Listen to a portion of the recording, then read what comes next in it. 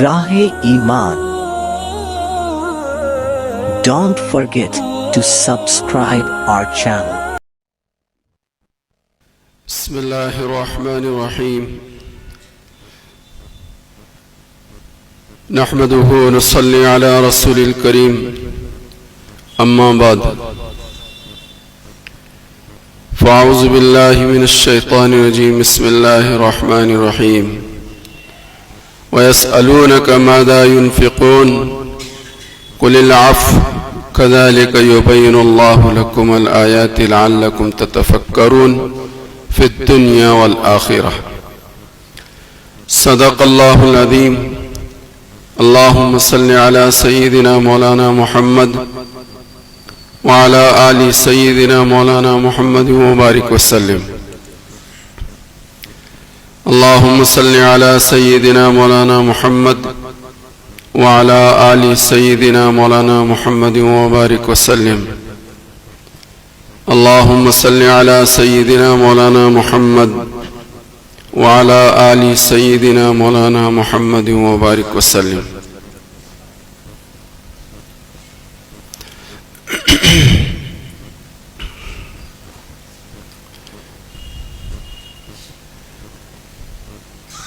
سورہ بقرہ کی ایک آیت کا ایک حصہ تلاوت کیا گیا ہے، جس میں سرکار دو عالم صلی اللہ علیہ وآلہ وسلم سے سوال کیا گیا تھا کہ کیا خرچ کرنا چاہیے.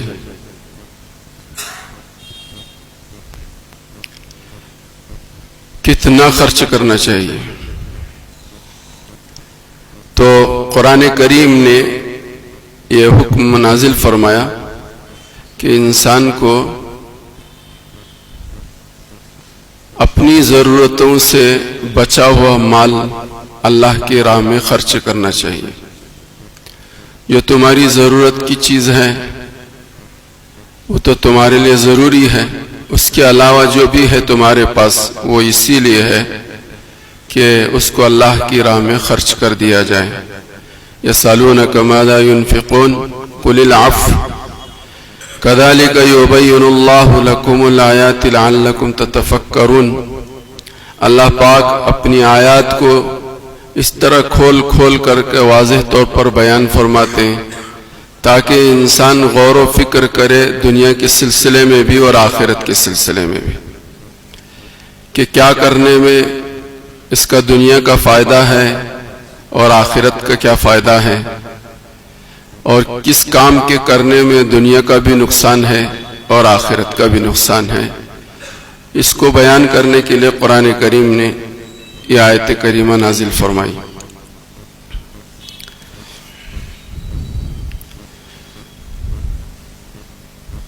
پچھلے 2-3 جمعہ سے اسی عنوان پر کچھ باتیں آپ حضرات کی خدمت میں رکھی گئی ہیں. ایک حدیث پاک کا خلاصہ ہے. بطور خلاصے کی یہ بات آپ حضرات کی خدمت میں پیش ہے کہ آدمی کو بلندی چاہیے، وہ بلندی کا طالب اور خواہش مند ہے تو اسے تواضع اختیار کرنی چاہیے، اپنے آپ کو جھکانا چاہیے. حدیث پاک کے اندر آتا ہے من تواضع للہ رفعہ اللہ لہ، کہ جو اللہ کے لیے اپنے آپ کو جھکاتا ہے اللہ اسے بلندیوں کی اونچائیوں پر پہنچا دیتے ہیں، اسے بلندی پر پہنچا دیتے ہیں. اور جو عزت چاہتا ہے تو فرمایا کہ عزت کے حصول کا بہترین راستہ یہ ہے کہ انسان کو معاف کر دے. انسان کو معاف کرنا انسانوں کے دلوں میں عزت کو پیدا کرنے کا ایک سبب ذریعہ ہے، جس کے لیے اچھی مثال حضرت محمد رسول اللہ صلی اللہ علیہ وسلم کی زندگی اور زندگی کا وہ واقعہ جس کو ہم اور آپ فتح مکہ کے نام سے یاد کرتے ہیں۔ فتح مکہ کے دن مکہ کا ہر انسان، مرد ہو کہ عورت، وہ یقینی طور پر یہ محسوس کر رہا تھا کہ ہماری جان بخشی نہیں ہو سکتی،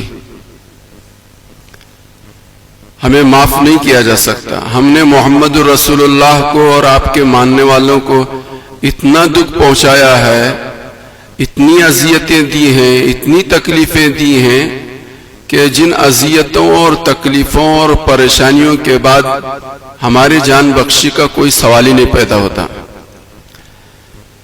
لیکن دوسرے دن ہو کر حضور کی خدمت میں بے ایمان آئے اور گفت و شنید ہوئی تو حضور علیہ الصلوۃ والسلام نے اعلان کر دیا لا تثریب علیکم اليوم، کہ آج تمہارے ساتھ پکڑ دھکڑ کا معاملہ نہیں ہوگا۔ جو بات حضرت یوسف نے اپنے بھائیوں سے کہی تھی، ہم بھی آج آپ سے وہی بات کرتے ہیں۔ تو سیرت کی کتابوں میں یہ بات لکھی ہے کہ سرکار پر نچھاور ہونے کے لیے جوگ در جوگ اور ایک بعد دیگرے بڑا مجمع حضور کی خدمت میں حاضر ہوا اور سب نے اپنے آپ کو حضور کی غلامی میں دے دیا۔ تو مختصر یہ ہے کہ آدمی عزت چاہتا ہے تو ایک دوسرے کو معاف کرے، معاف کرنے میں انسان کے لیے عزت ہے۔ اور تیسری چیز حدیث پاک کے اندر بیان فرمائی کہ صدقہ بہت اہم چیز ہے۔ مال کو اللہ کے راستے میں خرچ کرنا، اس سے بڑی فضیلتیں بھی ملیں گی اور بڑی نعمتیں بھی انسان کو ملیں گی۔ جگہ جگہ قرآن کریم نے اس کا تذکرہ فرمایا ہے کہ اللہ کے راستے میں اپنے مال کو خرچ کرو، اور جان سے پہلے مال کا تذکرہ فرمایا ہے۔ جان کا تذکرہ تو بعد میں فرمایا قرآن کریم میں، لیکن مال کا تذکرہ پہلے فرمایا کہ مال کو، اپنے مال کو اللہ کے راستے میں خوب خرچ کرو۔ مال کے خرچ کرنے پر انسان کو کیا ملے گا، اس سلسلے میں علماء نے چند باتیں نقل کی ہیں۔ حدیث پاک کے اندر آتا ہے کہ ایک آدمی حضور کی خدمت میں پہنچا اور اس نے کہا کہ یا رسول اللہ، موت سے بڑا ڈر لگتا ہے مجھے۔ پیارے نبی صلی اللہ علیہ وآلہ وسلم نے فرمایا کہ تمہارے پاس کچھ مال ہے؟ تو فرمایا کہ ہاں، مال تو ہے میرے پاس۔ تو حضور علیہ الصلوۃ والسلام نے فرمایا کہ اس مال کو اللہ کے راستے میں چلتا کر دو۔ تو وہ صحابی حضور کی خدمت میں اسے اٹھے اور اس مال کو اللہ کے راستے میں خرچ کیا۔ ایک زمانہ گزرنے کے بعد پھر ایک مرتبہ حضور سے اس کی ملاقات ہوئی تو حضور نے اس سے حال پوچھا کہ کیا حال ہے تیرا؟ تو اس نے کہا یا رسول اللہ، اب تو مرنے کو جی چاہتا ہے، اب تو مرنے کو جی چاہتا ہے۔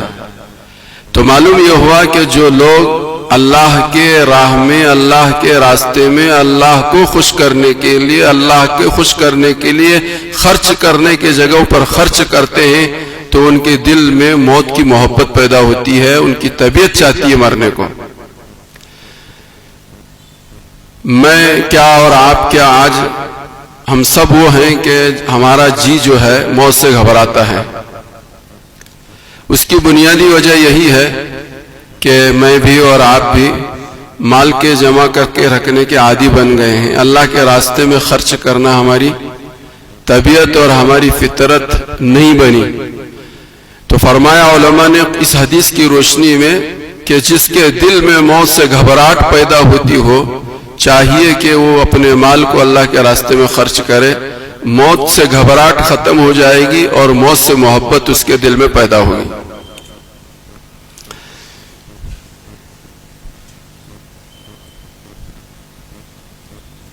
حدیث پاک کے اندر آتا ہے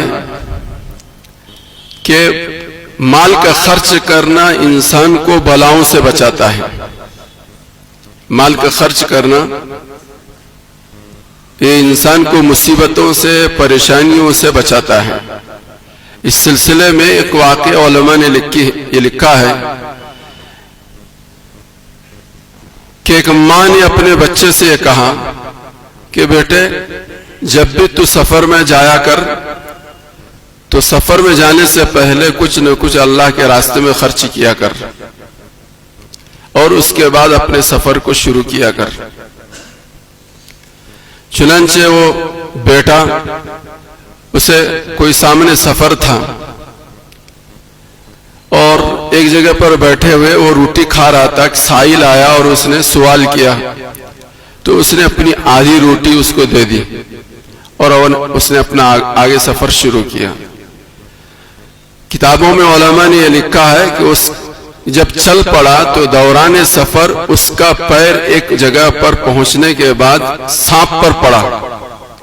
اس نے دیکھا نہیں اور اس نے قدم اٹھایا اور سانپ پہ رکھا, لیکن بعد میں محسوس ہوا, جیسے محسوس ہوا چھٹپٹایا, آگے پیچھے ہوا, دیکھا کیا ہے تو دیکھتا کیا ہے, وہ تو سانپ ہے. وہ گھبرایا رہا, سہما سا ہو گیا اور موت کی کشمکش میں, موت اور زندگی کی کشمکش میں تھا. حیران و پریشان تھا کہ پلٹ کر یہ میرے اوپر حملہ نہ کر دے. اس نے اس کے پر قدم بھی رکھا لیکن پھر بھی وہ اس کو ڈسا نہیں.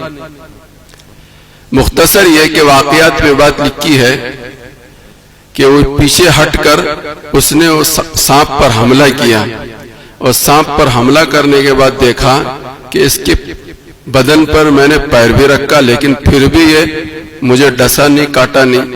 اس کی وجہ کیا ہے تو دیکھتا کیا ہے کہ اس سانپ کے منہ میں روٹی پھنسی ہوئی تھی. روٹی کا ٹکڑا پھنسا ہوا تھا جس کی وجہ سے وہ سانپ اس کو کاٹ نہ سکا. یہ پورا ماجرا اور واقعہ اس نے ایک بزرگ کے سامنے وہ مسافر پہنچ کر واقعہ بیان کیا تو اس بزرگ نے اس کو بتایا کہ در حقیقت تو سفر سے پہلے آدھی روٹی سائل کو اللہ کے نام پر دیا تھا. یہ وہی روٹی ہے جو سانپ کے منہ میں پھنسی, جس کی وجہ سے تیری عمر میں برکت ہوئی, ورنہ تیری تو عمر یہیں تک تھی. تیری عمر تو یہیں تک تھی. اگر تو سفر کے شروع کرنے سے پہلے اللہ کے نام پر آدھی روٹی اگر نہ دیتا تو تیری موت کا وقت آ چکا تھا. یہ صدقے نے تیری عمر کو بڑھا دیا, یہ صدقے نے تیری عمر کو بڑھا دیا, ورنہ اس پریشانی میں تو مبتلا ہوتا اور موت کے منہ میں چلا جاتا. اسی کو علماء نے لکھا ہے, ایک ہے تقدیر مبرم اور ایک ہے تقدیر معلق. ایک ہے تقدیر مبرم اور ایک ہے تقدیر معلق. تقدیر معلق کا مطلب یہ ہے کہ یہ آدمی یہ کام کرے گا, اس کی وجہ سے اس کو یہ نعمت ملے گی, اس کو یہ نعمت ملے گی, اس کو یہ نعمت ملے گی. یہ صدقہ کرے گا, اس کی وجہ سے اس کی عمر میں برکت ہوگی. یہ صدقہ کرے گا, اس کی وجہ سے اسے اولاد ملے گی. یہ صدقہ کرے گا, اس کی وجہ سے اسے صحت ملے گی. اس کو کہتے ہیں تقدیر معلق. یہ کام کے کرنے پر اسے یہ نعمت ملے گی. وہ کام کرے گا تو وہ نعمت ملے گی, وہ کام نہیں کرے گا تو وہ نعمت اس کو نہیں ملے گی. اس کو کہتے ہیں تقدیر معلق. تو جہاں ہماری تقدیر مبرم لکھی ہوئی ہے وہیں پر ہمارے لیے تقدیر معلق بھی لکھی ہوئی ہے.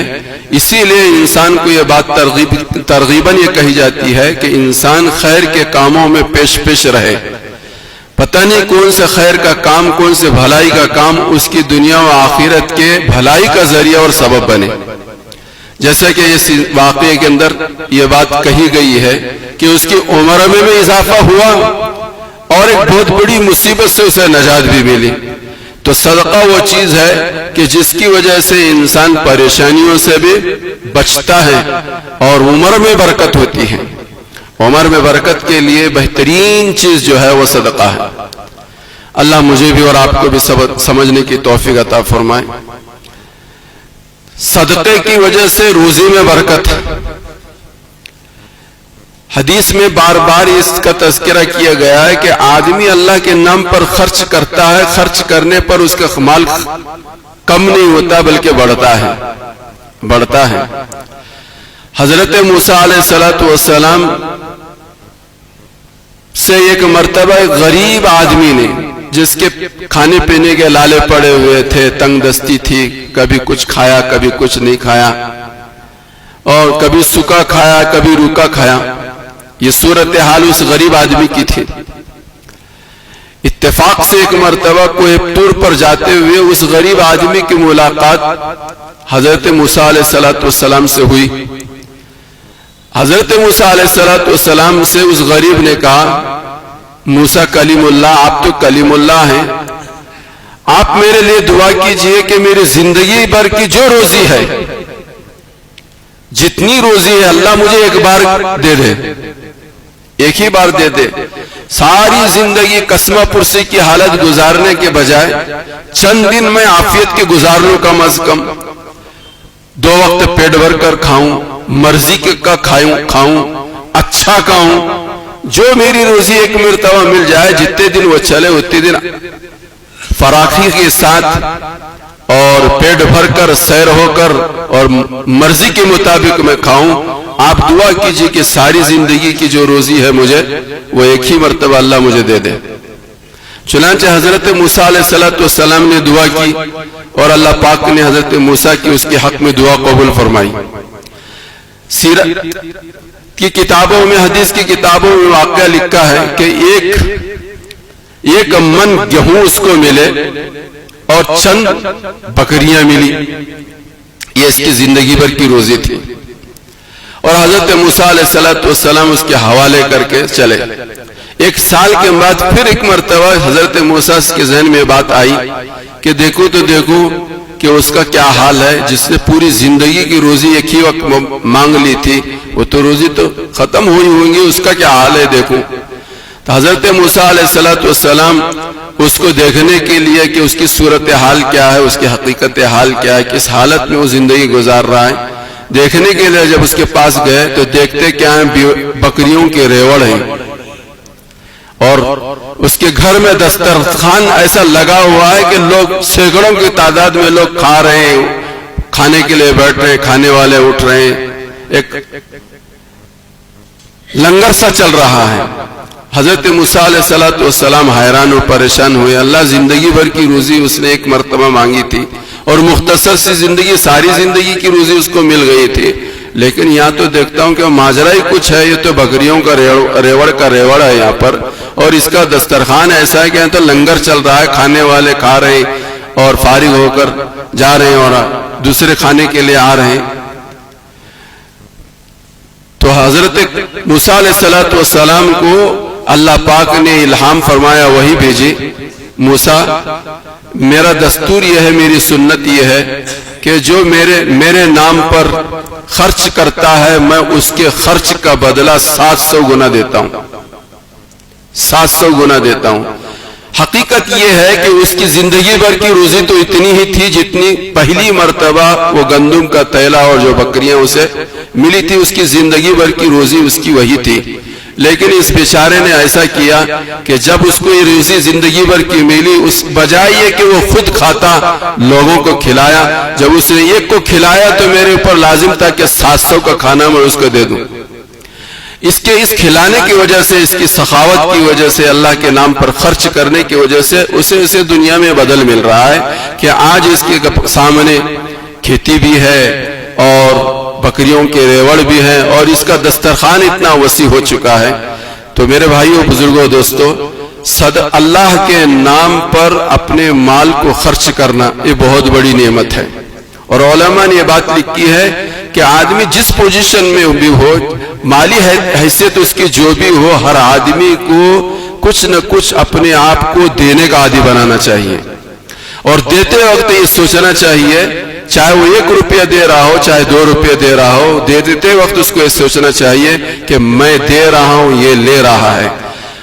وہ خدا جس خدا نے اس کو لینے والا بنایا اور 1-2 روپیہ مجھے دینے والا بنایا، وہ خدا اس بات پر بھی قادر ہے کہ اس کی جگہ میں ہوتا اور میری جگہ یہ بھی ہو سکتا تھا۔ جب آدمی کے دل میں یہ احساس دینے کے وقت، 1 روپے کے دینے کے وقت اور 2 روپے کے دینے کے وقت یہ جذبہ اور یہ خیال ہوگا تو اپنے دیے ہوئے پر وہ اترائے گا، اور اس کو ایک شکرانے کی کیفیت اس کے دل میں پیدا ہوگی، اور اس شکر کی کیفیت بھی پھر اس کی نعمتوں کے اندر اضافے کا ذریعہ اور سبب بنے گی۔ اس لیے علماء نے کہا ہے کہ آدمی جس حیثیت میں بھی ہو، جس پوزیشن میں بھی ہو، اپنے آپ کو ہمیشہ دینے والا بنانا چاہیے۔ اللہ مجھے بھی اور آپ کو بھی سب کو سمجھنے کی توفیق عطا فرمائے۔ ان حالات اور آنے والے حالات میں ہم سب کی ذمہ داری ہے کہ ہم سب ایک دوسرے کو دینے والے بنے۔ اسی لیے حدیث پاک کے اندر آتا ہے تحفے کا دینا بھی سنت ہے اور لینا بھی سنت ہے۔ یہ زکوٰۃ ہی دینا اور لینا نہیں ہے، صدقہ واجبہ ہی دینا اور لینا نہیں ہے۔ آدمی وقتاً فوقتاً گاہے بگاہے ہر ایک کسی کو دیتا اور لیتا رہے، انشاءاللہ اس سے ہمارے دلوں میں الفتیں اور محبتیں بھی پیدا ہوں گی، اور دنیا بھی بہتر بنے گی اور آخرت بھی بہتر بنے گی۔ اللہ ہم سب کو عمل کی توفیق عطا فرمائے۔ جو لوگ سنت نہیں پڑھ